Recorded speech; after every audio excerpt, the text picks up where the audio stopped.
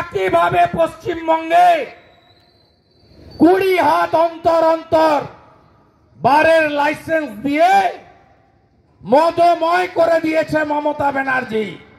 মায়েরা, বোনেরা, দিদিরা, সবচেয়ে অত্যাচারিত হন আপনারা। মদের প্রভাব যদি কারোর উপর পড়ে, মাতৃশক্তি নারী শক্তির উপরে। আইন এনেছেন মমতা ব্যানার্জি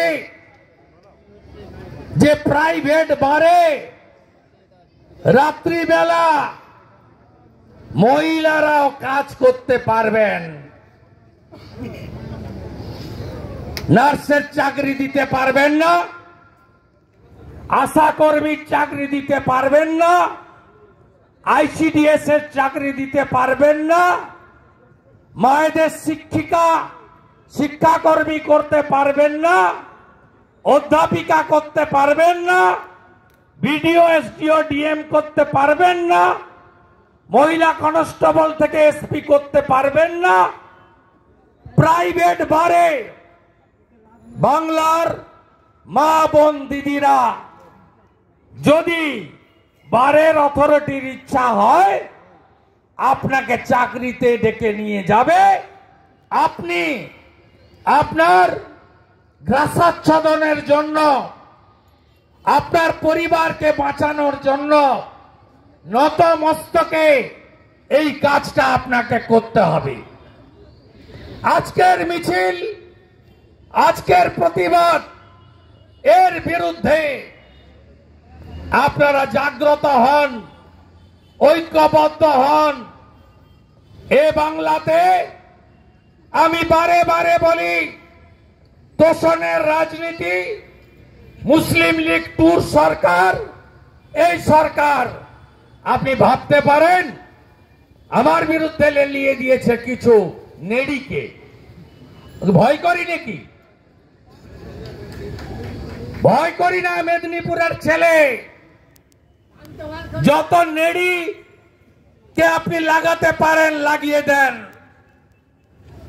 আপনি অযোধ্যার রাম মন্দিরের দিন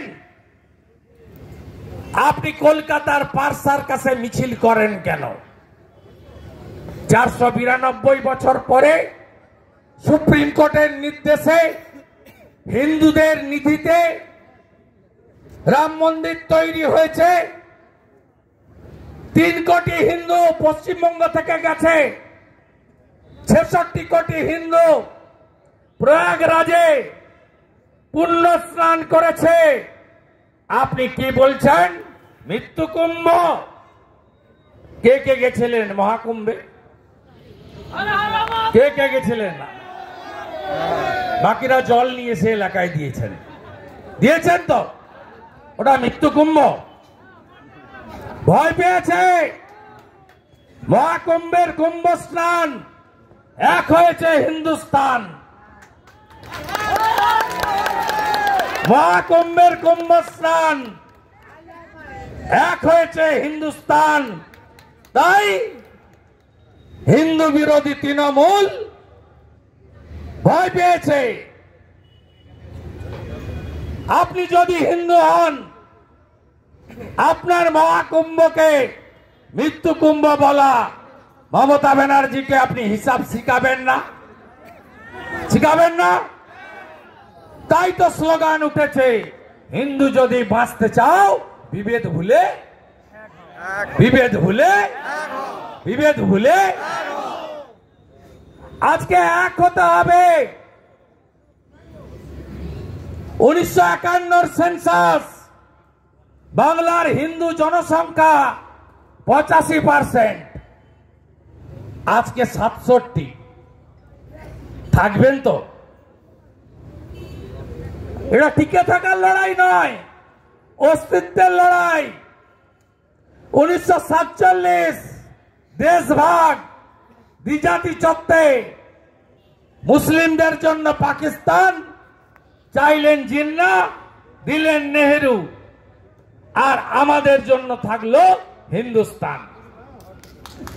সেদিন আজকের বাংলাদেশ, সেদিনের পূর্ব পাকিস্তান কত ছিল হিন্দু জনসংখ্যা?